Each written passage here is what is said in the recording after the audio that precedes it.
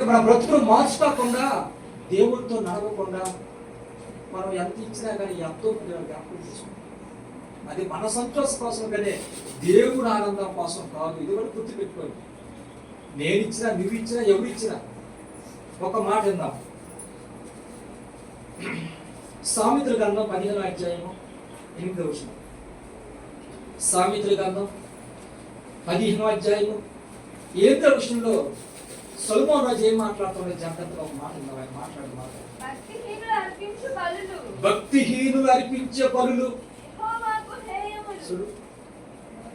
దేవుడు కనుక వస్తానే జీవితాన్ని మార్చుకోకుండా, జీవితం దేవుడి చేతిలో పెట్టకుండా, వాక్యం ప్రకారం జీవించకుండా, వాక్యం ప్రకారం బ్రతకకుండా, పరిశుద్ధత లేకుండా, యథార్థమైన హృదయం లేకుండా నువ్వు తీసుకొచ్చి కానుకలు నాకు ఇస్తే ఇష్టమా, అర్పణ నాకు ఇస్తే ఇష్టమా? ఈ ఏళ్ళలో కోపం వస్తుంది నేను చూస్తే. ఏసుదారిగా ఎన్నాళ్ళు చేస్తావు నాటకము? ఏసుదారిగా ఎన్నాళ్ళు నువ్వు చేస్తావు సంఘంలో? నీ మొదట క్రియను ఒకసారి జ్ఞాపకం చేసుకో. ఎక్కడ పడిపోయావు? నీవు ఇచ్చిన ఓడికి నేను ఆశపడేవాడు కాదు. నువ్వు ఒకవేళ బళ్ళు తీసుకొచ్చినా కానీ నాకు హేయములు, నా కోపం, నా బాధ. నువ్వు సంఘంలోకి వచ్చినప్పుడు దేవుడి కోసం నేను తెచ్చాను, మీరు తీసుకోండి, పంచుకోండి అన్నప్పుడు నాకు బాధ, కష్టపడ్డాడు. పిల్లలు జ్ఞాపకం చేసుకోండి. నాకు ఊళ్ళో కూడా వాళ్ళు ఒక అడ్డి గెలుస్తాం, ఆ గెలుస్తాం, ఈ గెలుస్తాం అంటున్నారు. చెప్తా ఉంటున్నా. చెప్పిన గెలవలా అయ్యా వద్దులే అయ్యా, తెలుసులయ్యా అని చెప్పి నేను తప్పించుకోవస్తా.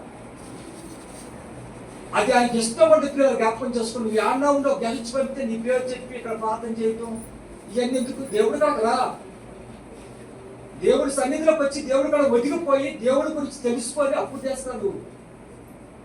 వారు మనసుకొని భక్తిహీనులు అనిపించే అర్పణలను కూడా నాకు హేయము, హేయము దేవుడు. ఆ చదవమ్మా. యథార్థవంతుల ప్రార్థన ఆయనకు ఆనందకరము, భక్తిహీనుల మార్గము యెహోవాకు హేయములు, నీతిని అనుసరించే వారిని. నీతిని అనుసరించి వాక్య ప్రకారం ఎవరు బతుకుతారో, ఎవరు జీవిస్తారో వాళ్ళని ప్రేమిస్తాడు. భక్తిహీనులు ప్రార్థన చేసినాక నాకు హేయములు, నాకు వద్దు మీ ప్రార్థన అంటున్నాడు. నాకు వద్దు, నాకు అవసరం లేదు. ఎందుకంటే నువ్వు పునాది గట్టి వేయాల. పునాది వాక్యం మీద నువ్వు పునాదిని హృదయంలో పునాది గట్టిగా వేయలేదు కాబట్టి, దేవుడంటే భయము భక్తి లేదు కాబట్టి, లోకంలో నువ్వు ప్రార్థన చేసినంత మాత్రాన్ని నాకు బాధ అనిపిస్తుంది. నువ్వు చేసే పనులన్నీ కూడా చేస్తాను. నేను కావచ్చు, చెప్పే నేను కావచ్చు, మీరు కావచ్చు, ఎవరైనా కావచ్చు. పిల్లలు జ్ఞాపకం చూసుకోండి. దేవుడు హెచ్చరింపది నీ హృదయాన్ని సిద్ధపరుచుకోకుండా, నువ్వు యథార్థ హృదయంతో లేకుండా, దేవుడి మీద భయము భక్తి లేకుండా, భక్తి విడిసి నువ్వు తీసుకొచ్చేంత మాత్రం నేను తీసుకుంటానా? నేను తీసుకుంటానది నాకు ఇష్టమా? నువ్వు బాధపడితే లేదు, నువ్వు ప్రార్థన చేస్తే నాకు ఇష్టమా? లేదు. పిల్లలు జ్ఞాపకం చేసుకోండి. ఆయన సన్నిధిలో ఒదిగిపోయేవాళ్ళు కావాలి. ఆయన సన్నిధిలో ఒదిగిపోయేవాళ్ళు కావాలి. ఎన్ని శ్రమలు వచ్చినా, కష్టం వచ్చినా, ఇబ్బంది వచ్చినా, మరణ స్థితి వచ్చినా దేవుణ్ణి వదిలిపెట్టిన వాళ్ళు కావాలి. ఆయన దేవుడిని వదిలిపెట్టబడుతున్నాను. జ్ఞాపకం చేసుకోండి. తీసుకుంటే తీసుకోవాలి. దావీదు ఒక మాట అన్నాడు. కీర్తనల గ్రంథం 55వ అధ్యాయము 16వ వచనం నుంచి 55:16. నేను దేవునికి మొరపెట్టుకుందును, యెహోవా నన్ను రక్షించును. సాయంకాలమున, ఉదయమున, మధ్యాహ్నమున నీ జ్ఞానించుచు. సాయంకాలం, మధ్యాహ్నం, ఉదయకాలం 3 పూట్ల దేవుని జ్ఞానించిన మొరపెట్టుకుంటాను. ఆయన ఆరాధిస్తాను. నేను వదిలిపెట్టే జరగదు. నీ జీవితాల్లో దేవుడు వెలుగుండాలి. పిల్లలు జ్ఞాపకం చేసుకోండి. ఎలుతురు లేకుండా చీకటి వెలిగించుకొని తిరిగితే సుఖయామని గుడి పెట్టుకొని వెనకాల కాబట్టి క్రైస్తవ భోజనే కదా వెలిగేది. వాక్యాన్ని అనుసరించి బతికితే కదా అది వెలిగేది. వాక్యాన్ని అనుసరించకుండా బతికితే అతివృద్ధి ఆ దీపం ఆరిపోదు కదా. మీలో దీపాన్ని ఆరిపేసుకోక పరిశుద్ధాత్మ ఆర్పుగా అన్నాడు ఆయన. అపోస్తలుల పౌలు మీలో ఉన్న పరిశుద్ధాత్మ ఆర్పుగా అని చెప్పాడు. ఈరోజు ఎంతో మంది ఆడుకోవడం దేవుడు మనం జ్ఞాపకం చేసుకోండి. మనకైనా మంచి రోజు ఇచ్చాడు దేవుడు, ఆక్షకాలాన్ని ఇచ్చాడు కాబట్టి ఇక్కడి నుంచైనా మనం ఎక్కడ పడిపోయామో ఒకసారి దాన్ని జ్ఞాపకం చేసుకోవడం మంచిదని హెచ్చరించాడు. మనం చదువమ్మా. ఆయన నా ప్రార్థన ఆలకించును. నా శత్రువులు ఆయనను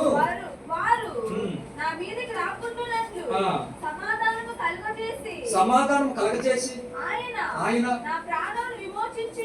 నా ప్రాణమును విమోచించి ఉన్నాడు. ఆశీనుడగు దేవుడు మారు మనసు లేని వారై తనకు భయపడని వారికి మారు మనసు ఉండాలి. ఏ పని చేయాలన్నా భయం ఉండదు. పిల్లలు జ్ఞాపకం చేసుకోండి. భయం ఉండాలి. మారు మనసు ఉంటే కదా భయం. అయ్యో దేవుడు దెబ్బ కొడతాడే, నన్ను కొడతాడు, నా పిల్లలు కొడతాడు, లేకపోతే నా సంసారంలో కొడతాడు, దేని మీద కొడతాడు, నాకు భయం కొడతాడు కదా. భయం కొడతాడు. పిల్లలు జ్ఞాపకం చేసుకోండి. వాళ్ళు భయం లేని వాడు అంట, మారు మనసు లేని వాళ్ళు అంట, వాళ్ళు దేవుడి మీద ఆసక్తి లేని వాళ్ళు.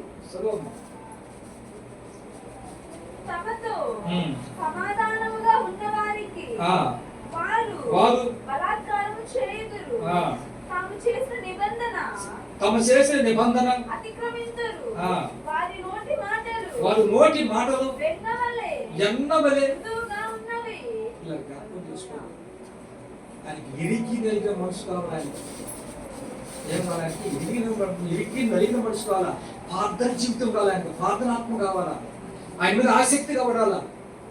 ఈ 2 రోజుల ప్రార్థన కూడా ఎంత నిద్రనే చంపేసిందో, ఎంత నిద్ర చంపేసి ఆశ్చర్యపోదా లేదా. మొదలు పెట్టడానికి అందరూ వచ్చి కూడారంటే ఇది దేవుడి భయమా కాదా? దేవుడి భయం. నేను ముందు ఆరాధనలో ఉండాలి, నా కుటుంబం ముందు ఆరాధనలో ఉండాలా, దేవుడిని ఆరాధించాలా. ఆయన ఆరాధించినాక అయిపోయిన సమయం వచ్చి అవునా కాదా? అందుకని జాగ్రత్తగా ఉన్న పిల్లలు జ్ఞాపకం చేసుకోండి. ఆయనకి యథార్థమైన హృదయం గల కూడా కావాలి. ఆయన అందుకు భయము భక్తి గల కూడా కావాలా. ఆ భయము భక్తి గల కూడా ప్రార్థన చేసేప్పుడు అలా ఆలకిస్తాడు, అంగీకరిస్తాడు. అవునా కాదా? ముందు ఏం చదువుకున్నాం మనం? ముందు చదువుకుంది సామెతల గ్రంథం 15:8 15:8. భక్తిహీనులు అర్పించే బలులు. దేవుడు మనలో లేకుండా, దేవుడితో సహవాసం లేకుండా, దేవుడు అంటే భయము భక్తి లేకుండా ఎన్ని తీసుకొచ్చినా క్రియలేదు. క్రియలు జ్ఞాపకం చేసుకోండి. ఆ భక్తి క్రియలు తీసుకోకూడదు మనం. అవి దేవుడికే కష్టం అంటున్నాడు, బాధగా పట్టి అన్నాడు. వాటిని తీసుకోకాకండి. ఇంటి కాడుండి 50,000 ఇచ్చి పంపినా, ₹1,00,000 ఇచ్చి పంపినా అన్నం పెట్టేసిన సుఖం లేదు. సుఖం లేదు. ఇలా జ్ఞాపకం చేసుకోండి. ఆ భక్తిహీనులు ఆయన ముందర చేస్తుంటే పలు బాధ అనిపిస్తుంది అంట. వాళ్ళు పేరు చెప్పి అవన్నీ చేస్తుంటే, నీతి మంతులు ఉన్న దాంట్లో కొంచెం పెట్టినా చాలు. ఆయనకి కొంచెం పెట్టినా చాలు. ఇలా జ్ఞాపకం చేసుకోండి. ఇప్పుడు ఎలాంటి హృదయంలో కావాలంటే యథార్థ హృదయం కన్నప్పుడు కావాలి. దేవుడితో నడిచేవాడు కావాలా. ఆనోకాల దేవుడితో నడిచాడు. ఆయన నడిచాడు కాబట్టి దేవుడు వాక్యాలు బట్టి నడిచాడు అంట. దేవుడు అంటే దేవుడు వాక్యాలు బట్టి నడిచాడు. వాక్యాలు బట్టి ఆయన కుటుంబానికి కట్టుకున్నాడు కాబట్టి ఆనోకు ఏం చేశాడు? దేవుడితో నడిచాడు, రాపించాడు. ఈరోజు నీ కుటుంబరాన్ని, నా కుటుంబరాన్ని కూడా మనం ఇచ్చిన రక్షణ కాపాడుకుంటా, వాక్యం ప్రకారం మనం బతుకుతా, వాక్యం ప్రకారం జీవిస్తా, ప్రార్థనాత్మ కలిగి ఉన్నామనుకో దేవుడితో నడిచినట్టే, దేవుడిలో ఉన్నట్టే, దేవుడిని తోడుగా ఉన్నట్టే. పిల్లలు జ్ఞాపకం చేసుకోండి.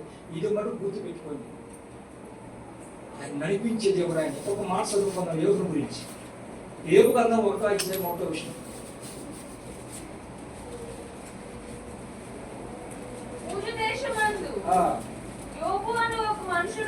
యోగు అనే ఒక మనుషుడు, అతడు యథార్థవంతుడును. ఎక్కడమ్మా యథార్థవంతుడుగా ఉన్నాడు లేదా?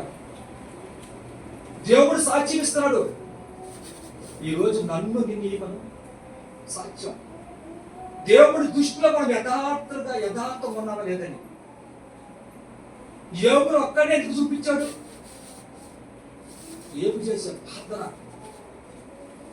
యథార్థ హృదయంతో ఉన్నాడు. ఒకరికి అన్యాయం చేయకుండా, ఒకరు ద్రోహం చేయకుండా అన్ని విషయాల్లో ఆలోచించి యథార్థంగా బతుకుతున్నాడు. దేవుడు ఒక ఆయన చూస్తాడు పైన, దేవుడు ఒక ఆయన పైన చూస్తాడు కాబట్టి దేవుడు భయాన్ని ఉంచుకొని యథార్థంగా చెడుతనాన్ని విసర్జించి బతుకుతున్నాడు. ఆయన చెడుతనం అనేది రాకుండా చేసుకున్నాడు. పిల్లలు జ్ఞాపకం చేసుకోండి. రక్షింపబడ్డ నువ్వు నేను మంచి సమర్పణ కలిగి ఉండాలంటే, మంచి పునాది అంటే ముందర మనం చేయాల్సింది ఏం చేయాలి? ముందర మనం చెడుతనాన్ని విసర్జించాల. ముందర చెడుతనాన్ని ఎప్పుడైతే విసర్జించామో మంచి పునాది వేసినట్టు నువ్వు నేను రక్షింపబడ్డాక మళ్ళీ అదే మాటలు, అదే నవ్వులు, అదే కథలో ఉన్న వరకు నువ్వు లేకని దేవుడు దుఃఖపత్రం మనం ఉన్న పరిశుభ్రతం జ్ఞాపకం పెట్టుకో. రక్షింపబడ్డ మన అందరం చాలా జ్ఞాపకం పెట్టుకోవాలి. ఎంత దేశం లేదు, ఒక బూర్జు దేశంలో ఉన్నా ఆ ఒక్కడి గురించి ఎందుకు చెప్పాల్సి వచ్చింది? ఆయన ఎలాంటి చెప్పి రేఖనాలు రాపిచ్చాడు. ఆయన యథార్థమైన హృదయం కలవరంట ఆయన దేవుడు అంతే. చదువమ్మా. అతడు యథార్థవంతుడును న్యాయవంతుడై దేవుడి యందు భయభక్తులు కలిగి అది దేవుడు భయభక్తులు ఎప్పుడు చెడుతనాన్ని విసర్జించాలి. సమాజ్ చేస్తారు, నిప్పు ఉన్నటువంటి నిప్పు అడుగుతారు. అక్కడి నుంచి నిప్పే దేవుడు జ్ఞాపకం చేసుకుని దేవుడు రాపించిన మాటలకి మీరు ఎలుగుతూ ప్రకాశిస్తా ఉండాలి. ఇక్కడ అన్నిటి కాడ ఎలుగుతూ ప్రకాశిస్తా ఉండాలా. మీ ఎలుగు అన్నిని చూసి దేవుడు మహిమ కావాలా. వాడు నిప్పాలు ఉంటారు. ఇక్కడ చెడుతనాన్ని ఎప్పుడైతే సమాధి చేసావో ఇక దేవుడితో సహవాసం కలపాలంటే లేదు. అయ్యే మనసులో పెట్టుకొని అయ్యే మనసులో పెట్టారనుకో, వేసిన జ్ఞానం చనిపోయినా కూడా తీరి పిల్లలు జ్ఞాపకం చేసుకున్న బైబిల్లో ఉన్నది. ఏ జ్ఞానం అయితే వేసి పెట్టిందో, పాపంలో వేసి పెట్టిందో, లేకపోతే దేవుడిలో వేసి పెట్టిందో అది కానీ ఉందనుకో, ఇక నాకు తీయాలంటే ఎవరు తీయాలంటే ఆయన ఒక్క తీయాల్సిన దానం. ఎందుకు? నువ్వు ఎక్కడ పడిపోయావో ఆ మొదటి క్రియలు జ్ఞాపకం చేసుకొని దేవుడితో మారు మనసు పొందితే మంచిది. యోగుల గురించి సాక్ష్యం ఇస్తాను ఆయన. 8వ విషయం ఒకసారి చదవమ్మా. 8వ విషయం. అందుకు యెహోవా నీవు నా సేవకుడైన యోగు సంగతి ఆలోచించుతివా? అతడు యథార్థవంతుడును న్యాయవంతుడై దేవుడి యందు భయభక్తులు కలిగి. దేవుడు అంతా ఏమన్నాడమ్మా? భయము భక్తి ఉంది దేవుడు పనిలో. ఏ పనైనా ఆపుకుంటున్నాడు కానీ దేవుడు పని పడితే ఎక్కడ నిర్లక్ష్యం చేశాడు చూపింది ఆయన. ముందర దేవుడు పని చేస్తున్నాడు కాబట్టి దేవుడు సాక్ష్యం ఇచ్చాడు. సాతానికి చెప్తున్నాడు, ఏబుని చూసావా ఒకసారి? ఎలాంటి హృదయం కల్లవాడు, మచ్చలేరు అంట ఆయన. మచ్చలేదంట జ్ఞాపకం చేసుకోండి. ఆ సేదని ఏరుపడేదంట ఆయన. యథార్థవంతులుగా ఉన్నంట ఆయన దృష్టిలో. దేవుడు అని ఎక్కడమ్మా?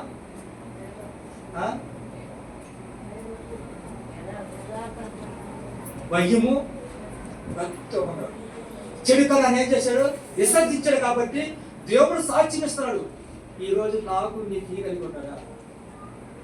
మనుషులకు సాక్ష్యం పడుతుంది. మంచి పని చేస్తే మనుషులకి ఈ లోకంలో ఉండొచ్చు సాక్ష్యం. ఒక మంచి పని చేశాడు, ఫలానా మంచి మా జీవితంలో మంచి పని చేశాడు అయ్యా అని సాక్ష్యం పడవచ్చు. అది కొన్నాళ్ళ వరకే.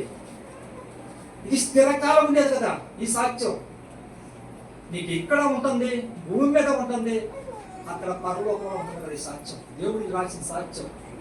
మనుషులు చేసిన మంచి ఇక్కడ వరకే పిల్లలు జ్ఞాపకం చేసుకోండి. ఆ మంచి మళ్ళీ కొన్నాళ్ళకి పొగవచ్చు, అది గ్యారెంటీగా ఉంటారు. ఉండదు. 2 రకాలది మనుషులు చేసిన మంచి, దేవుడు చేసిన మంచి. ఒక సాక్ష్యం దేవుడు చెప్పాడు అనుకో, ఇదిగో ఆ చిన్న నా ఎడలా యథార్థ హృదయంతో ఉన్నాడని చెప్పాడు అనుకో దేవుడు, నా సాక్ష్యం కొట్టేయబడదు.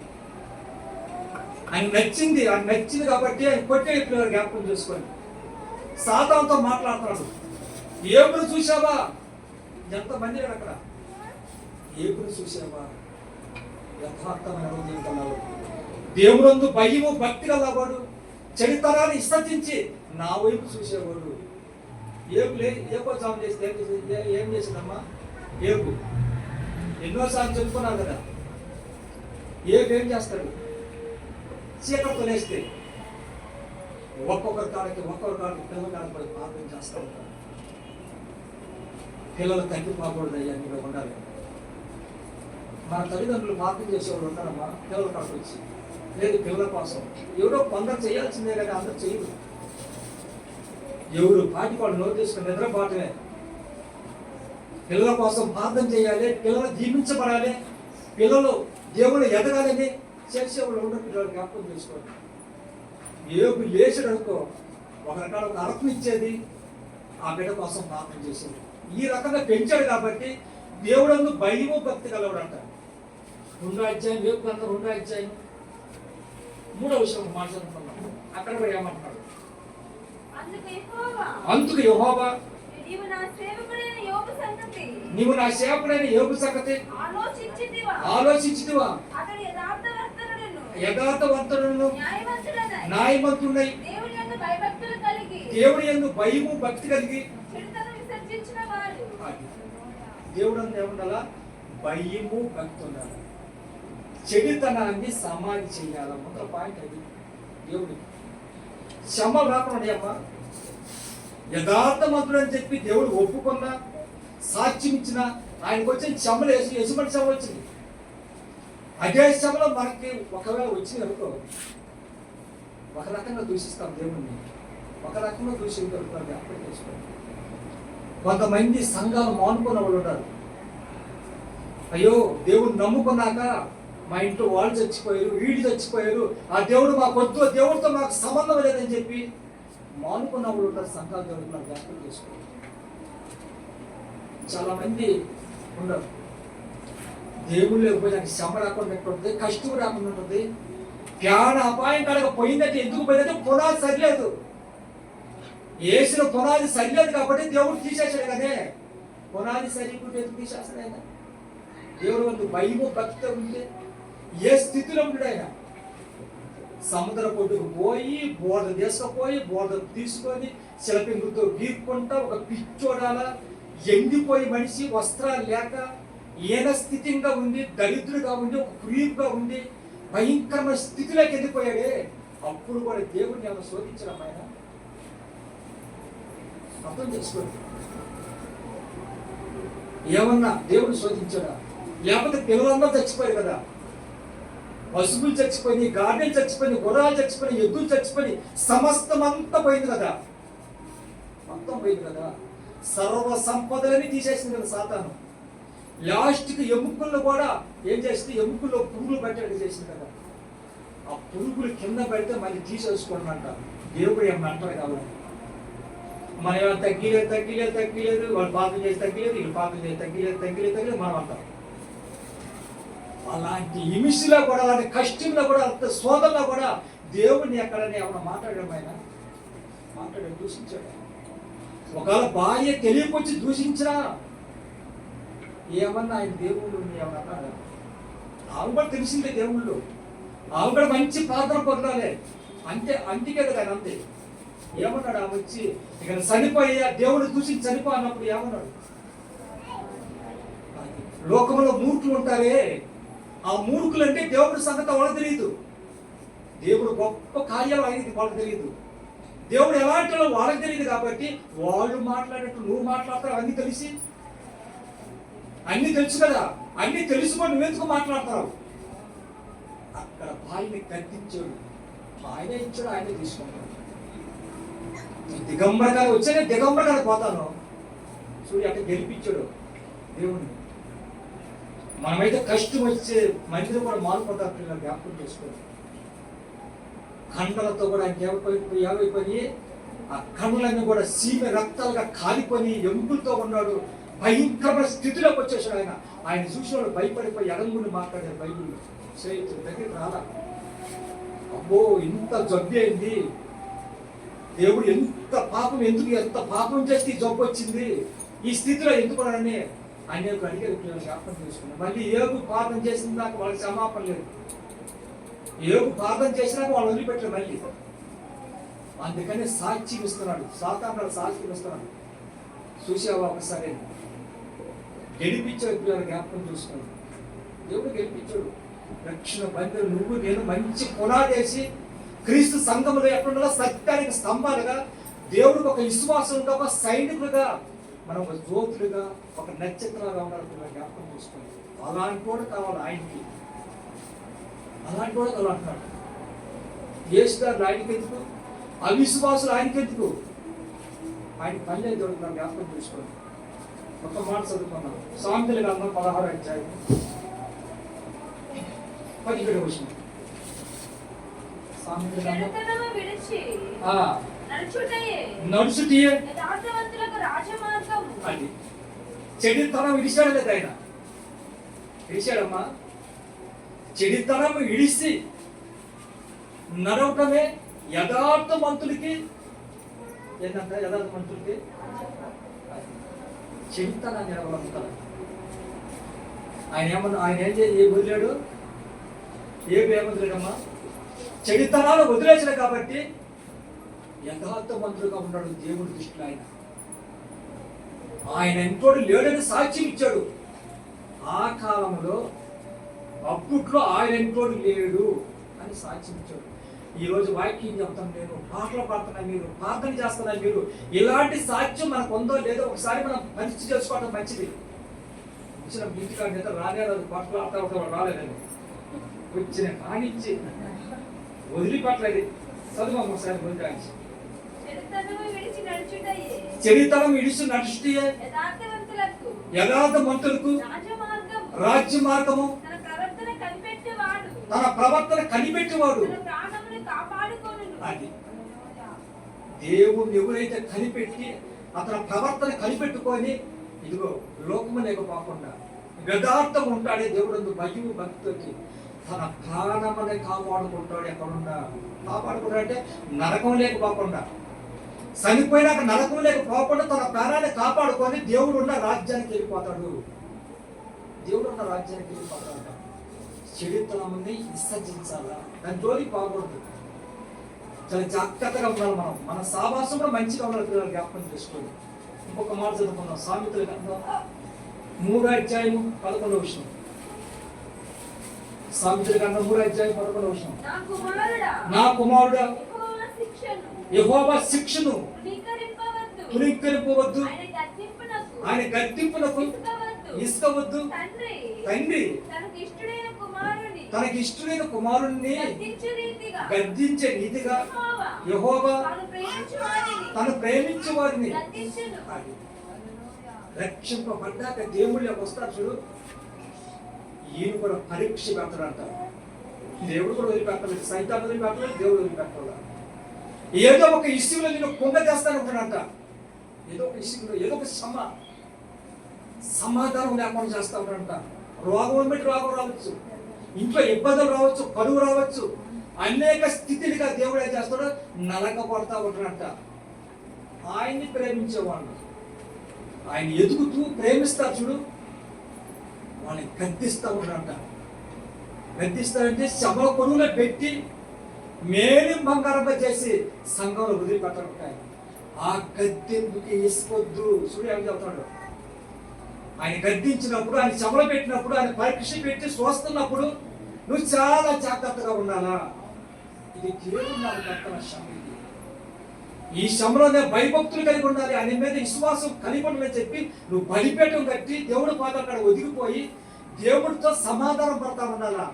ప్రాణం తీసే దేవుడు ఆయన కాదు. ఆయన దేవుని గద్దించాడు లేదా? జ్ఞాపకం చేసుకోండి. ఆయన గద్దించినప్పుడు, ఆయన వచ్చినప్పుడు, చమల పెట్టినప్పుడు, సాతాను పెట్టినప్పుడు దేనికన్నా ఆయన భయపడ్డాడు. ఏవో భయపడలేదు. జ్ఞాపకం చేసుకోండి. ఆ స్థితిలో నువ్వు మంచి పునాది వేయాలి. నువ్వు నేను కొద్దిగా సమస్యలకి, లేదా చేతిలో డబ్బులు లేకపోయినకో, లేకపోతే ఇంట్లో మనిషి ఎన్నప్పుడు ఏదో ఒక ఇష్టంలో కుంగిపోవద్దు.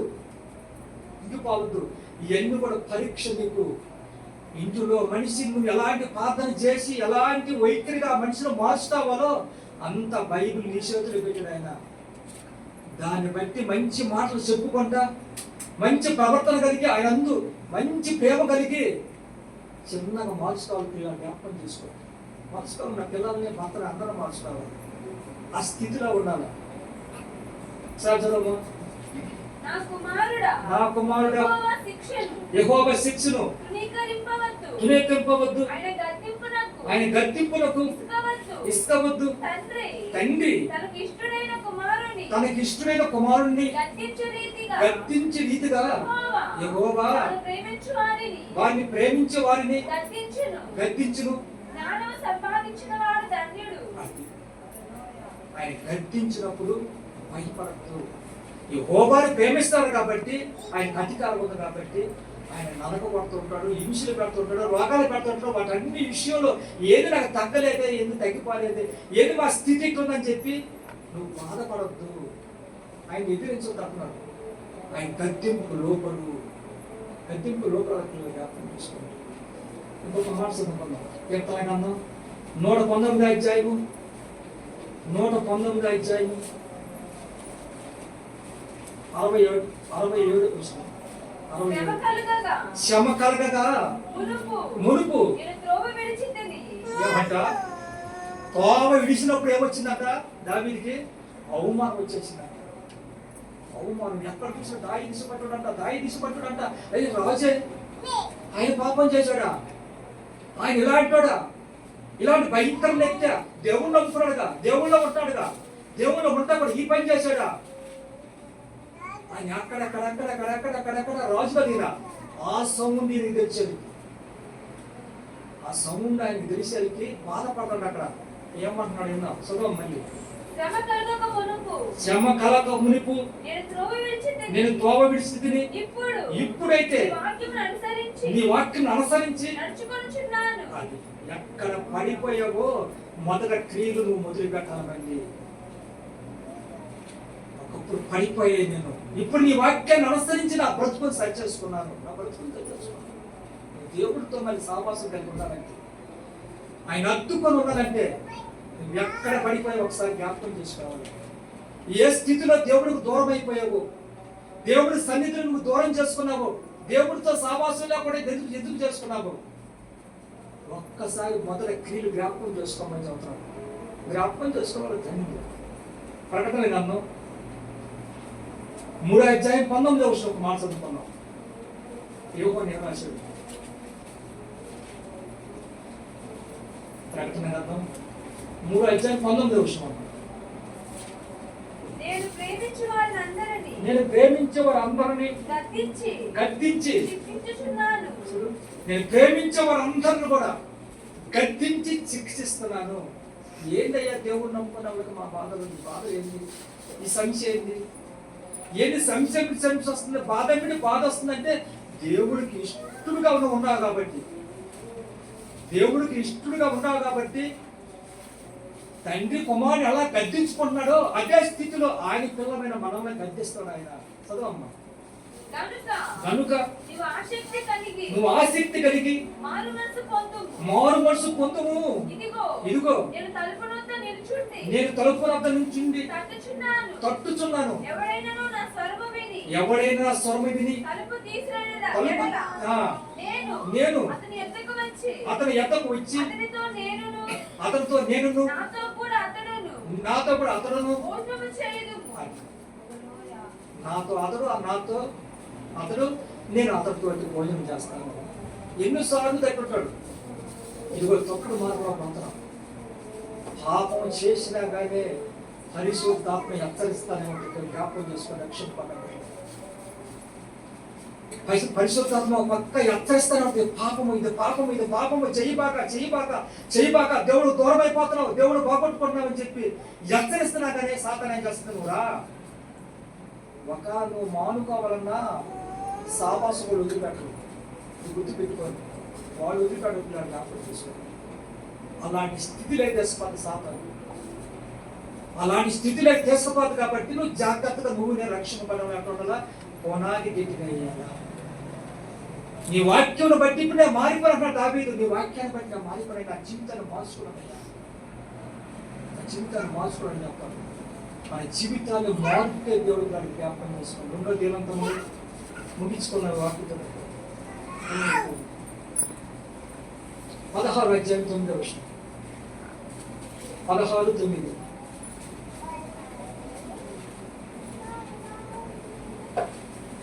తన ఎడల యథార్థ హృదయము గలవారిని యథార్థ హృదయం కలవారిని బలపరచుడుకై యెహోవా కనుదృష్టి లోకమంతటా సంచారము చేయుచున్నది. అది యథార్థ హృదయం వల్ల వాళ్ళు ఎక్కడ ఉన్నారు, వాళ్ళు ఏ శ్రమల్లో ఉన్నారు, వాళ్ళు ఏ బాధల్లో ఉన్నారు, వాళ్ళని బలపరవాలా, వాళ్ళు నిలబెట్టాలా. చూడు ఎంత ఆశ ఆయన. యథార్థంగా పాదాల కాడ ఎవరైతే ఒదిగిపోయి వాక్యం ప్రకారం బ్రతుకుతూ జీవిస్తూ ఆయనకు భయపడతా ఉంటారో, శరీరాన్ని విసర్జించి దేవుడి కోసం ఎదురు చూస్తారు, వాళ్ళకి కష్టం వచ్చినప్పుడు శ్రమ వచ్చినప్పుడు వాళ్ళని మళ్ళీ బలపడటానికి దేవుడు చూసుకుంటాడు. పిల్లలు జ్ఞాపకం చేసుకోవడం వదిలిపెట్టే దేవుడు ఆయన, వదిలిపెట్టే దేవుడు కదా పిల్లలు జ్ఞాపకం చేసుకుని అంత గొప్ప దేవుడు ఆయన. అలాంటి దేవుడు నమ్ముకున్నాను నువ్వు నేను. శ్రమలో వదిలిపెట్టడం కొన్నాడు తోడుండే దేవుడు ఆయన, శ్రమలో తోడుండే దేవుడే. ఏమన్నాడు? యథార్థ హృదయం వల్ల వాళ్ళు ఎక్కడ ఉన్నారు, ఎక్కడున్నారు, ఏ బంటి ఏ సంఘంలో ఉన్నారు, ఎవరు వాక్యాన్ని బట్టి బతుకుతున్నారు, ఎవరు వాక్యాన్ని బట్టి జీవిస్తున్నారు, ఎవరి శరీరాన్ని విసర్జించి నా యందు భయము భక్తి కలిగి ఉన్నారని చెప్పి వారిని చూస్తా ఉన్నాడు దేవుడు. వారి ఏదైనా శ్రమలో ఉంటే తప్పించి మొదలుపెట్టాలి. అలాంటి యథార్థమైన హృదయం అలాంటి హృదయం కలిగి మనం బ్రతకాలి. అలాంటి హృదయం కలిగి మనం బ్రతకాలి. క్రీస్తు సంఘంలో నాటపడ్డ మొక్కలన్నీ కూడా మంచి చిగురించి మంచి కాపుకాయల పిల్లలు జ్ఞాపకం చేసుకోండి. నెలలో ఒకసారి మన కాడకు వస్తారు, 2 రోజులు ఉంటారు. వాళ్ళు మంచిగా రోజు నడిపించడానికి దేవుడు వాళ్ళకి పేరు ఆత్మించారు కాబట్టి ఈ నలుగురు రక్షణ పొందిన కానించి వాళ్ళు మంచి తీర్మానం తీసుకున్నారు. ఆ సంఘంలో మనం ఆయన ఒక్కటే వదిలిపెట్టుకున్నాము, వెళ్ళాలి. మంచిది ఎలాంటి హృదయం కలగలంటే యథార్థమైన హృదయం కలగాలి. ఇప్పుడైనా ఎక్కడ పడిపోయామో, ఏ స్థితిలో మనం జారిపోయామో, ఏ స్థితిలో దేవుడు మన నుంచి తొలగిపోయాడు, ఏ స్థితిలో మనం దేవుడికి దూరం అయిపోయాము, దేవుడి సన్నిధికి ఎందుకు మనము దుమ్మాలు కొడుతున్నాము, ఒకసారి జ్ఞాపకం చేసుకొని 1 నిమిషం ప్రార్థన చేసుకొని మనం టీ తీసుకుందాం. తప్పన ప్రార్థన ఏపీ యథార్థ హృదయంగా ఉన్నామా లేదా ఒకసారి పరీక్ష చేసుకుంటాం. మంచిగా